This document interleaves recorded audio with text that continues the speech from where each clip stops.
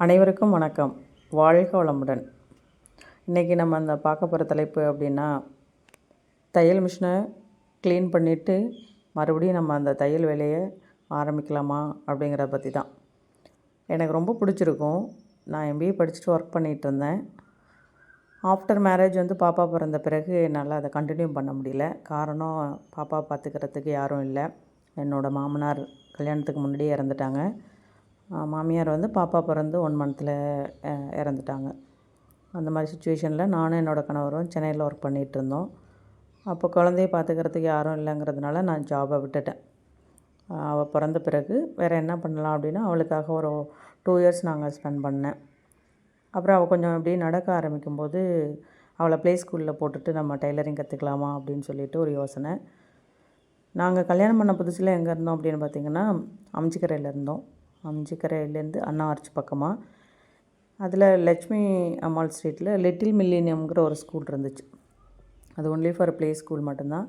2 வயசான பிறகு பாப்பா நடக்க ஆரம்பித்த பிறகு அவளை ப்ளே ஸ்கூலில் போட்டுட்டு நான் டைலரிங் கிளாஸ் போவேன். அவங்க அப்பா ஆஃபீஸ் கிளம்பி பாப்பாவை அழைச்சிட்டு போயிட்டு ப்ளே ஸ்கூலில் விட்டுட்டு போவாங்க. நான் வீட்டு வேலைகள்லாம் முடிச்சுட்டு போய் ஒரு 10 to 12 2 ஹவர்ஸ் டைலரிங்கில் ஒரு டிப்ளமோ கோர்ஸ் பண்ணேன். அதில் பேசிக்லேருந்து ஃபுல்லாக எல்லாமே தைக்க கற்றுக்கிட்டேன்.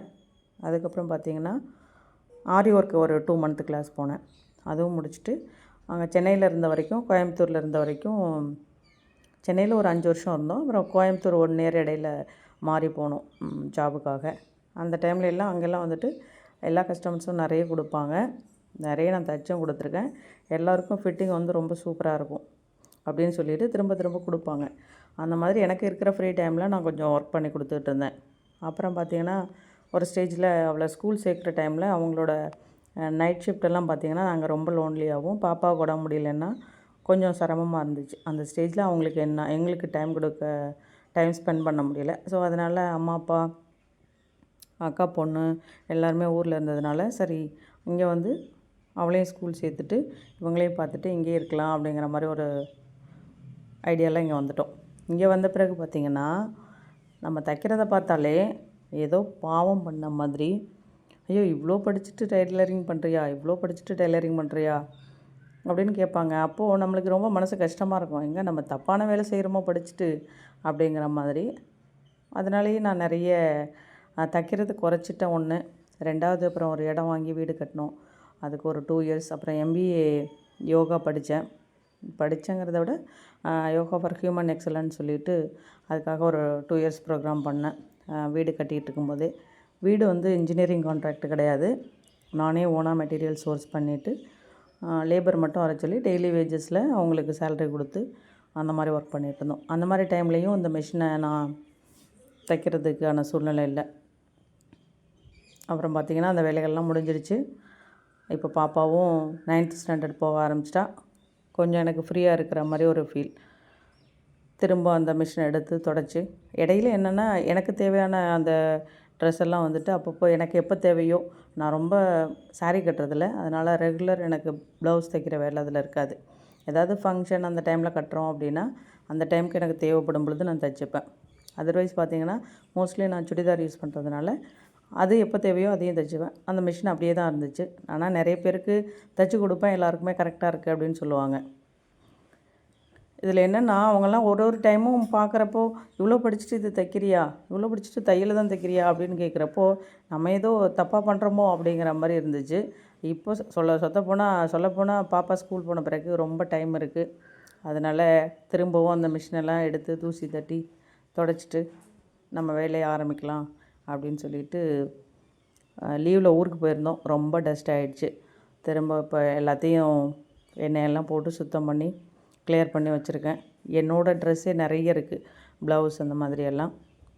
இடையில ஒரு நாளைக்கு பார்த்திங்கன்னா வீட்டு வேலைகள்லாம் முடிச்சுட்டு யோகா பண்ணுறது, டைலரிங் பண்ணுறது, எனக்கு ஃபினான்ஸ் சம்மந்தமாக, இன்வெஸ்ட்மெண்ட் சம்மந்தமாக நிறைய மெட்டீரியல்ஸு நான் கலெக்ட் பண்ணி படிக்கிறது, அந்த மாதிரியான வேலைகள் நிறைய இருக்கும்.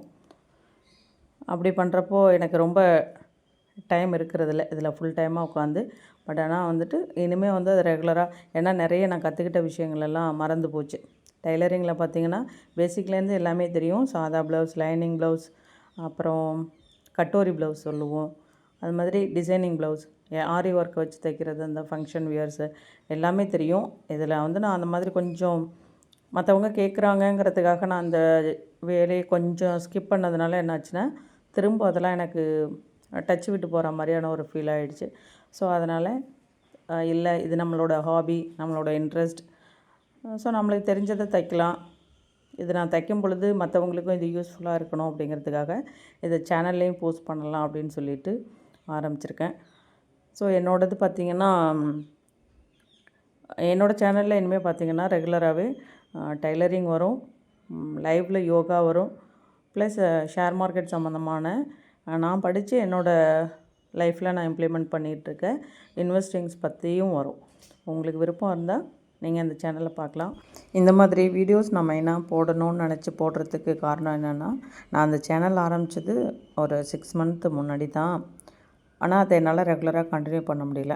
சில ஃபேமிலி இஷ்யூஸ், அம்மா அப்பா வந்து ரொம்ப ஏஜ்டு, அவங்களுக்கான ஹெல்த் இஷ்யூவாக இருக்கட்டும், என்னோடய ட்ராவலிங்காக இருக்கட்டும், பாப்பாவோட ஸ்கூலிங், இந்த மாதிரியான ஒரு டைம் ஷெட்யூல் வந்து என்னால் கரெக்டாக ப்ராப்பராக பண்ணிவிட்டு பண்ண முடியல. இந்த சேனலோட நோக்கம் என்னென்னா, கேர்ள்ஸ்னு சொல்லலாம், லேடிஸ்னு சொல்லலாம், ஒரு பெரிய ட்ரீமோட படிக்கிறோம், வேலைக்கு போகணும், சம்பாதிக்கணும் அப்படிங்கிற மாதிரி.